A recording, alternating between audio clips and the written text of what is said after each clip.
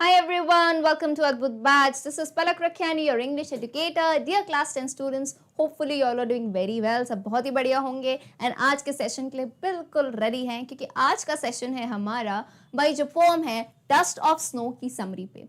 Pome बहुत ही interesting है, जिसे मैं हमेशा कहती हूँ, कहते हैं ना शॉर्ट एंड स्वीट सी ये पोम है, लेकिन बहुत ही प्यारा सा एंड पॉजिटिव सा इसमें मैसेज है। तो आइए देखते हैं हम पोम की समरी में बेसिकली आपको जितनी भी पोम में जो एसेंस है, जो पोम कहना चाहती है, उसका हम संक्षिप्त में जो है आपको पूरी बातें मैं बताऊंगी। So it's very important and it's also important कि अगर आपके एग्जाम में बोले write the summary of poem, so this is a good thing that you can note it down for.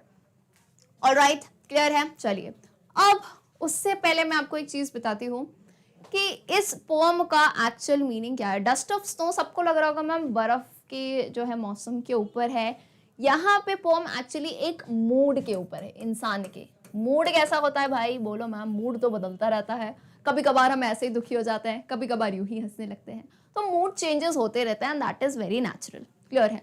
लेकिन अब उस मूड में ही पूरे टाइम नहीं बने रहना है। फॉर एग्जाम्पल, अगर हमारे दिमाग में कोई नेगेटिव थॉट्स आ रहे हैं, so you need not be indulged कि पूरे टाइम हम नकारात्मक ही सोचते रहें। You need to get out of it. तो ये पोम उसी पे बेस है। हमारे जो कवि हैं, यानी बहुत ही प्रसिद्ध कवि, एज यू ऑल नो, किसने लिखी है ये पोम? हमारी रॉबर्ट फ्रॉस्ट ने। And I think previous classes में आप ऑलरेडी इनकी कविताएं पढ़ चुके हैं, तो पता होगा इनका लिखने का तरीका एकदम सटीक है, सिंपल। यानी बहुत लंबी लंबी पोम नहीं लिखते हैं जो समझ ही ना आए। They are very simple, based on daily life, और जिसमें एक बहुत ही इम्पैक्टफुल मैसेज देते हैं। तभी इन्हें इतना महान कवि माना जाता है, क्योंकि इनका तरीका जो है सिंपल से लेके जो है सक्सेस तक ये पहुंचे हैं। तो चलिए आइए पढ़ते हैं पोम की थोड़ी सी समरी, थोड़ा आइडिया ले लेते हैं। It is winter season and the poet is in a bad mood, sitting quietly under the hemlock tree covered all of the snow. तो डस्ट ऑफ स्नो से इतना तो पता चल रहा है सीजन कौन सा है भाई, सर्दी का सीजन है। और हमारे जो पोएट हैं वो एक खराब मूड में है। यानी आज जो है, मान लो आपके मार्क्स दिखाए गए, मार्क्स अच्छे नहीं आए तो मूड कैसा हो जाएगा? खराब। तो कुछ ना कुछ सेम स्थिति जो है हमारे कवि की है। और वो शांति से कहाँ बैठे हैं? एक हेमलॉक ट्री के नीचे, जो कि स्नो से पूरी भरी हुई है। स्नो होता है ना, यूजुअली जब स्नो गिरती है, बर्फ गिरती है, तो सभी पेड़ और सभी जगहों पे पूरी वाइट वाइट बर्फ से जो है कवरिंग हो जाती है। On spur of moment a crow sitting on the branch of the tree shakes the tree and the snow from the tree falls on the moment. तो स्पर ऑफ द मोमेंट यानी एकदम से क्या हुआ है ना, एकदम मोमेंट में क्या हुआ, एक क्रो, एक कौवा जो है पेड़ की ब्रांच पे है ना, टहनी पे बैठा हुआ था वहां पे। वो पेड़ को हल्का होता है ना, कभी कभार कोई बर्ड्स बैठी रहती तो हल्की पेड़ की ब्रांच को हिलाते हैं, यानी कुछ ऊपर चढ़ने के लिए, कुछ खाने के लिए। तो ऐसा ही हुआ, उस क्रो ने हल्का सा ब्रांच को हिलाया। तो जब ब्रांच को हिलाया, उस ब्रांच में स्नो लगी हुई थी, तो वो स्नो क्या हो गई, एकदम से थोड़ी स्नो जो है नीचे गिर गई पोएट के सर पे। ठीक है, वही जैसे आइंस्टाइन के सर पे जो है एप्पल गिरा था, वैसे ही यहाँ पोएट के सर पे क्या गिरी, स्नो गिरी। ठीक है, तो इनको ख्याल आ गए कि हम एक पोएम लिखते हैं। चलिए, The snow is cold and velvety to touch, which changes the poet's mood from bitter to elate. यानी सबसे मेन कहानी यहाँ होती है, स्नो कैसी होती है यार, बर्फ में बहुत पसंद आता है। मुझे नहीं पता आप लोग कभी ऐसे एरियाज में गए हो, कश्मीर वगैरह में, जहाँ बर्फीले पहाड़ होते हैं, तो एक अलग ही फीलिंग होती है, एक अलग ही अपलिफ्टमेंट होता है मूड का। तो यहाँ सेम चीज़ हुई, वो स्नो इतनी ठंडी थी और वेलवेट टेक्सचर की थी, सॉफ्ट सॉफ्ट सी थी। तो जैसे ही उसने पोएट को टच किया ना, पोएट का मूड बिटर यानी खराब से क्या हो गया, इलेट। इलेट वर्ड देखो, जो मैंने आपको शुरुआत में सिखाया था, कितनी बार ये वर्ड आता है। इलेट यानी खुश और एक्साइटेड हो गया। यानी नेगेटिविटी में से वो पोएट एकदम आ गए किसमें, पॉजिटिविटी में। This fills him with a refreshing feeling, वो एकदम रिफ्रेश हो गए, होता है पूरा मूड उन्होंने अपना चेंज कर लिया। This moment was very compelling and saves his day from disappointment. और सोचो, इस एक क्षण की वजह से, यानी हमारे जीवन में भी हम एक क्षण से अपनी लाइफ की हर चीज को बदल सकते हैं। यानी being positive. I always say this कि लाइफ में कुछ भी चल रहा हो, आंधी आए, तूफान आए, क्या ये एक मंत्रा बिठा लो, बी पॉजिटिव। क्योंकि नेगेटिव होने से कुछ नहीं होता है। मतलब मैंने इतने अच्छे अच्छे लोग देखे हैं जिनकी लाइफ में सब बढ़िया चलता है, लेकिन वो नेगेटिव होते हैं। तो सब अच्छा होते हुए भी आप खुश नहीं रह पाओगे। एंड अगर आपकी लाइफ में सब खराब हो, but you are positive, you are happy and you are positive कि नहीं, जो हुआ है बढ़िया हुआ है, ठीक है, तो आपकी लाइफ बढ़िया हो जाएगी। यानी नजरिए का जो है चेंज करना है। यहाँ सेम हुआ पोएट के साथ, उनके एक उस मोमेंट में उन्होंने अपना नजरिया बदला, और उनका जो बाकी का दिन है डिसअपॉइंटमेंट और निराशा होने से बच गया, यानी बचा हुआ दिन जो है वो खुशी से अपना बिता सकते थे, सिर्फ ये इतना सा एक्ट, एक डस्ट ऑफ स्नो से। तो जैसे हमारे जीवन में कभी भी दुखी होते हो, आपको लगता है बाहर जाओ गार्डन में, रोड पे टहलो, है ना, बारिश हो रही है, हल्का सा बारिश में पूरा मत भीगना है ना, सर्दी नहीं लगानी है, लेकिन हल्का सा जो है आप नेचर को एंजॉय करें, अपनी फैमिली के साथ, अपने भाई बहन फ्रेंड्स के साथ, कुछ कुछ जो छोटे छोटे मोमेंट्स हैं उन्हें एंजॉय करें और अपनी लाइफ के मूड को जो है बदल दें। The black crow. अच्छा, अब यहाँ पे मेन पॉइंट पे हम आते हैं। कवि ने काले कौए को और हेमलॉक ट्री को ही क्यों लिया? कुछ और भी ले सकता था, पिजन ले सकते थे, वो पैरेट ले सकते थे, और हेमलॉक ट्री क्यों? इतने सारे पेड़ हैं, मैंगो ट्री हो गई, ओक ट्री हो गई, पपाया, क्यों नहीं लिए सब? तो अब मैं आपको बताती हूँ, यहाँ पे वो एक भ्रांति तोड़ना चाहते थे। कौन सी भ्रांति? बैड लक की। बहुत मान्यताएं होती हैं लोगों की कि ये करोगे तो बुरी जो है किस्मत हो जाएगी, एकदम खराब हो जाएगा, अनलकी होती हैं चीजें, जैसे काली बिल्ली रास्ता काट गई, है ना, कुछ लोग कहते हैं कैंची खाली नहीं चलाए, पता नहीं कितने सारे जो मिथ हैं होते हैं, है कि नहीं, कि कोई लेटा है उसके ऊपर से मत जाओ, उसकी हाइट कम हो जाएगी। अब भाई बेचारे हार्मोन्स कहेंगे हम क्या सो जाए, है ना, जॉब छोड़ दें, क्यों? क्योंकि ये सब तो हार्मोनल होता है, लेकिन हम मानते हैं कि बैड लक है ना, और चीज़ों को ऐसे में हम दोष देने लगते हैं। देखो, हमारे जीवन में हमारे साथ कुछ बुरा होता है ना, हम हमेशा दूसरी चीज़ों को दोष देते हैं, जो कि हमें नहीं करना चाहिए, राइट? तो बैड लक में भी हम ये कर रहे हैं। अब बेचारा कौए और उस बेचारी हेमलॉक ट्री की क्या गलती है? वो खुद से तो नहीं आया है जीवन में, कुदरती जो पैदा हो गए हैं ये। तो क्रो, ब्लैक क्रो को माना जाता है बैड लक, है ना, बैड ओमेन या बैड लक की तरह माना जाता है कि crow is an emblem of death and fear. अगर आपने कभी ऑब्जर्व किया हो, कुछ हॉरर मूवीज होती हैं या सीरियल्स होते हैं ना, उसमें काला कौआ दिखाते हैं, फिर आउल दिखाते हैं, फिर बिल्ली दिखाते हैं काली। क्यों दिखाते हैं? क्योंकि ये सब बताता है मृत्यु के ऊपर और डर के ऊपर, ये इसके सिंबल्स बना दिए गए हैं, ठीक है।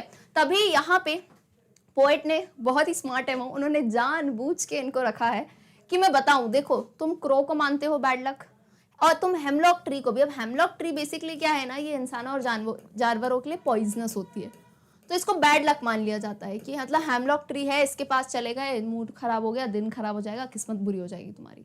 तो पोएट ने जानबूझ के इन दोनों को रखा और इससे ये बताया कि देखो इन दोनों की एक्टिविटी से, यानी हेमलॉक ट्री पे जो बर्फ थी उसको उस काले कौए ने गिराया और उससे मेरा दिन बदल गया, मैं पॉजिटिव हो गया, यानी मेरा तो गुड लक हो गया, ठीक है। तो यही उन्होंने कहीं कहना चाहा है कि इतनी मान्यताओं पे नहीं रहना चाहिए। एंड ये जो चीज़ें हैं ना, हम इंसानों के हाथ में है, यानी हमारा जो मूड है ये सब हम खुद से अपलिफ्ट कर सकते हैं, ना कि किसी ऐसे जो है नादान जीवों को जो है दोष देके, राइट। सो इसको रीड करते हैं हम फटाफट। The black crow usually symbolises bad omen and emblem of death and fear. Omen यानी क्या होता है यहाँ पे? Bad luck. Since the crow is not related to goodwill, it is ironic that during this poem he did an honest deed by shaking off the snow. तो यानी ironic क्या हुई, यहाँ का व्यंग्य क्या हुआ कि ऑल्दो उसको गुड ओमेन नहीं माना जाता, गुड लक नहीं माना जाता, फिर भी उसने जो स्नो गिराई उससे कवि का अच्छा हो गया, right. So Robert Frost did not prefer to use any other trees like oak, maple और पाइन। मैंने वही कहा, वो यूजुअली पोएट्स यानी सुंदर पेड़ों को चूज करते हैं कि ओक ट्री हो गई सुंदर सी, पाइन ट्री हो गई बड़ी बढ़िया, उस पर फूल लगे हैं। लेकिन रॉबर्ट फ्रॉस्ट अलग ट्रैक पे गए, उन्होंने एक पॉइजनस, एक ट्री जिसको बदकिस्मती माना जाता है उसको चूज किया उन्होंने। He chose the hemlock tree which is typically related to poison and toxicity, जो टॉक्सिक है बहुत ही ज्यादा, उस ट्री को उन्होंने चूज किया। Similarly he uses dust which is useless to anybody and nobody wants to be liking dust, और उन्होंने डस्ट ऑफ स्नो। अब डस्ट, धूल किसको पसंद है भाई? धूल में तो हम मुंह बंद कर लेते हैं, लेकिन उन्होंने डस्ट को भी चूज किया। But the poet uses it as an impulse that brings positive thought. तो तीनों ऐसी बैड लक चीज़ों को या जो हमें नहीं पसंद है उनको लेके पोएट ने एक बहुत ही पॉजिटिव सी पोम बनाई, जो कि मेरी तो पर्सनल फेवरेट है। छोटी सी है, स्वीट सी है, लेकिन बहुत अच्छा मैसेज देती है। Anyway, the alluring snow that adorns the poisonous hemlock trees branches is shaken off by a scary crow. We have toxic hemlock covered in pure white snow and a person who is depressed getting to kill himself and walking under the tree. All right. The black crow throws the snows on the poet. The fields of the pure cold snow alter his mind about sacrificing his life. यानी ये snow को लेके उनके mood change हो जाता है and अपना वो मूड खुश कर देते हैं। On the contrary, he decides to forget the regrets of his life. और दूसरी ओर पे वो अपने जीवन के पछतावे, यानी जिस भी XYZ कारण से वो परेशान होंगे, चाहे आप भी किसी कारण से अपने जीवन में परेशानी हो। देखो सबके लाइफ में प्रॉब्लम्स होती हैं, अब अलग अलग टाइप की होती है ना, सबकी प्रॉब्लम्स अलग होती हैं। तो आप कभी नहीं कह सकते भाई मेरी परेशानी ज़्यादा है, तेरी कम है, तेरी बहुत कम है, अरे वो तो अमीर है, वो तो खुश है। भाई सब दुखी होते हैं कहीं ना कहीं, बट इट्स योर माइंडसेट कि if you want to be positive, आप खुशी से रहो लाइफ में, देखो रहना तो है ही, अब चाहे पॉजिटिव रहो या नेगेटिव। तो यहाँ पोएट ने क्या डिसीजन लिया कि मैं अपने जीवन के रिग्रेट, पछतावे सब भूल जाऊंगा और एक पॉजिटिव अप्रोच लाऊंगा, है ना, and to follow the path of healing the inner soul, यानी हमारी अंतरात्मा को मैं शांति दूंगा और उसमें मैं मेडिटेशन करूंगा, खुश रहूंगा। This poem conveys the message that nothing in life is small.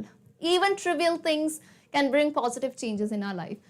Pome में बहुत प्यारी बात बताई गई है कि कोई भी चीज़ छोटी नहीं होती है। सोचो उस कौवे को, जिसको तुम जो है मानते हो कि ये बहुत ही बदकिस्मती है, वो ट्री हो गई, डस्ट हो गई। इवन ट्रिवियल थिंग्स यानी जिन पे आप मानते हो ये श्रापित चीज़ें हैं, जैसे अपन बोलते हैं राइट, बैड लक वाली चीज़ें हैं, वो भी जीवन में पॉजिटिव चेंज ला सकती हैं। सिर्फ नजरिए की बात है, आप पॉजिटिव देखोगे आपको बुरी चीज़ों में भी अच्छा दिखाई देने लगेगा। In addition to this, it also shows that if we take things positively in life, situations do change for better. अच्छा, इसमें now there are some students जो उल्टा ले लेते हैं, मार्क्स कम आ गए, खुश हो रहे हैं, नहीं पॉजिटिव है, ठीक है भाई। यहाँ पे पॉजिटिव कब होना है मैं बताती हूँ। मार्क्स कम आ रहे हैं, उसके बाद पॉजिटिविटी ये मेंटेन करनी है कि यार ये तो मान लो यूनिट टेस्ट में मार्क्स कम आए, तो पॉजिटिव ऐसे रहना है, ठीक है मुझे एटलीस्ट अब तो पता चला मेरी कहाँ गलतियाँ हैं। सो ऐसा नहीं अब उस पर दुख मनाते रहोगे, 10-15 दिन रो रहे हैं हम पढ़ाई नहीं कर रहे हैं। पॉजिटिव अप्रोच ये लो कि अभी भी टाइम है, जो मैंने गलती की है मैं उसे सुधार सकता हूँ। So that is positivity in life. Alright, is it clear और not? So in addition to this, it also shows that if we take things positively in life, यानी हर कुछ आप पॉजिटिव लोगे तो धीरे धीरे सारी चीज़ें हैं they will fall better into place, सब कुछ सिचुएशन चेंज होती जाएंगी। एंड मैं बता रही हूँ ना, मेरा पर्सनल एक्सपीरियंस है कि बोलते हैं ना आग लगी बस्ती में हम अपनी मस्ती में। इसका मतलब क्या होता है कि लाइफ में प्रॉब्लम्स आती जाती रहती है। देखो आपको कोई दिख रहा होगा बहुत खुश है, लेकिन अंदर परेशानियाँ होती हैं, सबके होती हैं, लेकिन नज़रिया अपना जो है मेंटेन रखो, है ना, बस नज़रिए की बात ही है बात। आपने सुनी होगी ये लाइन, प्रॉब्लम्स तो है सबके साथ पर नज़रिए की है बात। तो आपको नज़रिया मेंटेन करना है, द पॉजिटिव नज़रिया फ्रॉम नाउ ऑनवर्ड्स, ठीक है। पलक मैम ने बोला है तो ये करना ही है ज़रूर। एंड उम्मीद करती हूँ आपको पोएम समझ आई होगी। सो फटाफट से देख लेते हैं। इवन द स्मॉल हेल्प और good gestures we do for others make large differences. तो इससे एक और मैसेज है कि जैसे क्रो ने, ट्री ने और डस्ट ने उसकी छोटी सी हेल्प करी, तो हम भी कभी आपस में, मान लो आप कहीं जा रहे हो, आप स्कूल में जा रहे हो, तो अंकल है उनका बैग गिर गया, तो आप छोटी सी मदद कर सकते हो, बैग उठा के दे दिया। ये छोटी छोटी मदद भी सामने वाले के जीवन में बहुत बड़ा डिफरेंस लेके आ सकती है। Just believe those random acts of kindness we do and the way they brighten a person's day and sometimes change their future. Noticing and appreciating all the tiny things in life will make a life happier. तो बस ये believe रखो कि जो हम अच्छा कर रहे हैं दूसरे के लिए, एक्सपेक्ट मत करना बदले में कि हमें भी अच्छा मिले। अब सिर्फ करते जाओ, अच्छे कर्म आप किए जाओ, खुशी से लोगों के लिए काम करो, आपको खुद अच्छा लगेगा लाइफ में, राइट, कि हमारी वजह से किसी की लाइफ में कोई चेंज आता है, कुछ बेटर होता है। सो कंक्लूजन क्या है इसका पूरी पोम का? The pome teaches us a lesson that every small act in life can illuminate our soul and motivate us to do better. That is what this is the conclusion of the story, यानी moral of the story, कि कुछ भी हम अगर छोटी सी भी act करते हैं तो उस चीज़ से हमारी सोल जो है illuminate होती है। illuminate यानी enlighten होती है ना, जग जाती है, उजागर होती है। and motivate us to do better, और हमें प्रेरणा देती है कि हम जीवन में और भी कुछ अच्छा करते रहें। So dear students, with this we end the wonderful summary of Dust of Snow. Hopefully आपको जो है सारी चीज़ें समझ आई होगी। मिलते हैं हम हमारे अगले सेशन में, तब तक के लिए गुड बाय।